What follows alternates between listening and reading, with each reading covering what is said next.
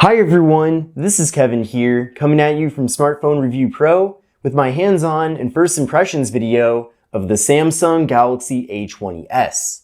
Now if you're new to the channel, definitely make sure to subscribe. I'm planning on posting a lot of content here, and if you want to, after this video, I do have an introduction video on the channel going over why I created Smartphone Review Pro as a second channel in addition to the Kevin Breeze channel. So I hope you're as excited about this channel as I am, but let's get started and take a look at the Samsung Galaxy A20s. So here is the box. This device was launched in October. And what's interesting is that there actually are a decent amount of changes here. It's not like they just did a couple of small changes. There are a pretty large number of significant changes with this phone. I will be doing a full comparison though between the Samsung Galaxy A20s and Samsung Galaxy A20, so definitely stay tuned for that. But you can see on the box here, we do have the phone itself. This is the red color. It's also available in blue and black, and it does indeed say A20s on the front. Then on the back side of the box, we have the specifications of the phone written in Spanish. So this device is the international version of the Samsung Galaxy A20s. I believe that's the only version of the phone that does exist. Now I did buy this on Amazon, and I will be leaving a link in the video description in case you want to pick this up. Another thing too is that I already opened up the box and set up the phone for the sake of saving some time. So hopefully you don't mind. But let's pull this open and see what all is included in the box. So of course the first item here is the phone itself. I'm going to put this off to the side for now and we'll see what else is in here. Looks like we have this cardboard kind of box within a box. Let me open this up here. We have some literature inside. So we have a quick start guide, we have a warranty card, and we have a quick start guide that's in Spanish. Now, even though a lot of the writing is in Spanish on both the back of the box and on the quick start guide, you can select English as your language when setting up the phone, and you'll have no problems at all. Now, also in the box, we have a US wall adapter, so really nice to see that here. We have a USB-C cable for charging and data transfer, so in case you were worried, don't be. And we also get 3.5mm headphones in the box, so really nice to see that. But that's everything that's included, so if you do want to buy other accessories like a screen protector or a case, you're gonna have to get that on your own. So here is the Samsung Galaxy A20s. Like I mentioned earlier, it's available in a variety of different colors. This is of course red, and it's a really cool looking color.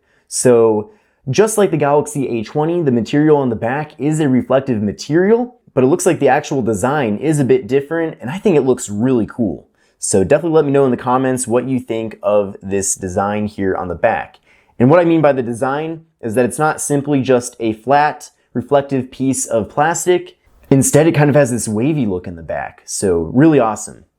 Now, like I mentioned before, I did buy this on Amazon. This is a GSM factory unlocked device. It is dual SIM. In addition to that, you have a dedicated slot for the SD card. So technically, you can put two SIM cards in this phone and a micro SD card at the same time. So really awesome to see. I've been using this device with Cricket Wireless and I'm getting full bars of 4G LTE. So another great thing too.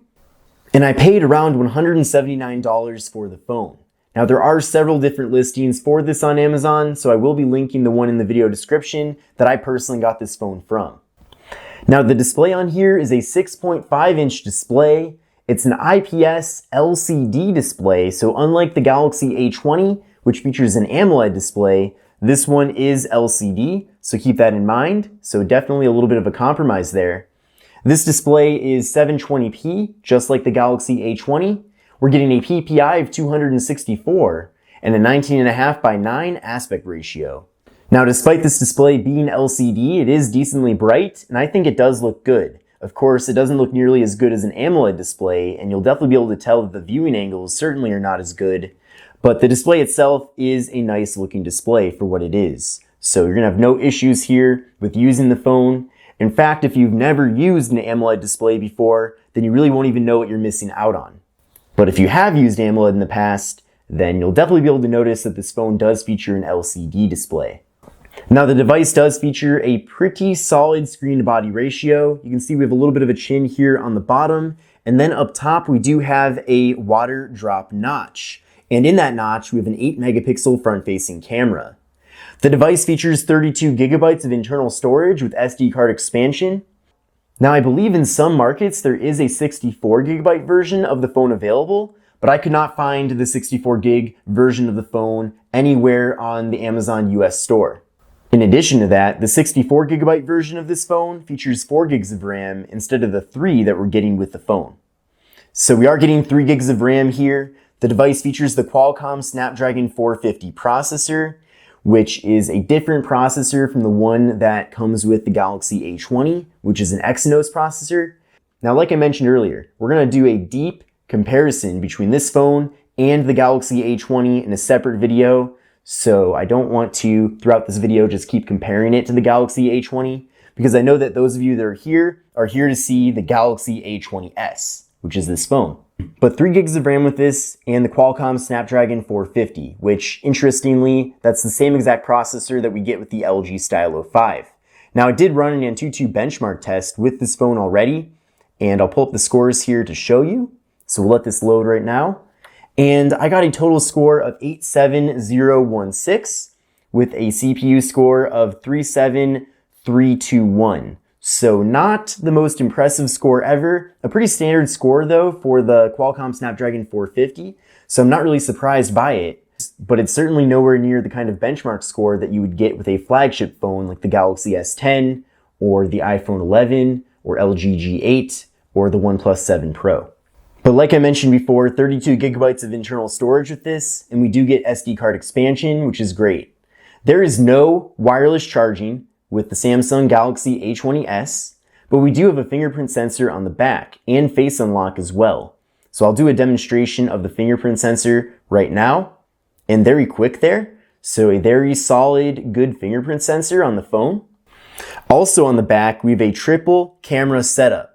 So we have a 13 megapixel main camera, we have an 8 megapixel ultra wide angle camera, and a 5 megapixel depth sensing camera. So pretty awesome there. I did already have a chance to go out and take some test photos and videos, which I've already posted on my Twitter account.